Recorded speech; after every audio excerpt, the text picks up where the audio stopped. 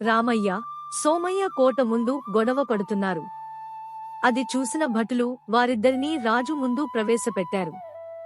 అక్కడ కూడా వాళ్ళు పోట్లాడుకుంటూనే ఉన్నారు.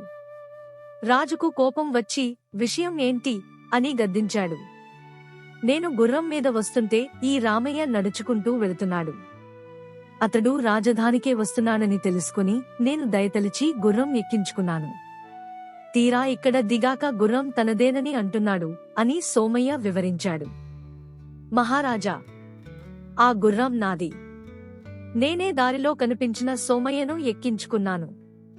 తీరా ఇప్పుడు గుర్రం తనదంటూ నేను మోసం చేశానని నిందలు వేస్తున్నాడు చెప్పాడు రామయ్య.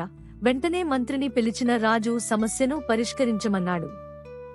రేపు మధ్యాహ్నం వచ్చి గుర్రాన్ని తీసుకువెళ్లమని చెప్పి మంత్రి వారిని పంపించాడు. మర్నాడు వచ్చిన వారితో మంత్రి, మీ గుర్రం అశ్వశాలలో ఉంది, వెళ్లి తెచ్చుకోండి అన్నాడు. ఇద్దరు భటులు తోడు రాగా మొదట సోమయ్య అశ్వశాలకు వెళ్లాడు. అక్కడ 1000 గుర్రాలకు పైగా ఉన్నాయి. తనది అని అంటున్న గుర్రం ఏదో తెలియక ఏడుపు మొహంతో తిరిగి వచ్చాడు. తర్వాత అశ్వశాలకు వెళ్లిన రామయ్య, రాణి రాణి అని పిలిచాడు. యజమాని గొంతు వినగానే గుర్రం పరుగెత్తుకొచ్చింది. ఆ గుర్రం రామయ్యదని, సోమయ్య అబద్ధం ఆడుతున్నాడని మంత్రి నిర్ధారించాడు. విషయాన్ని మహారాజుకు వివరించాడు.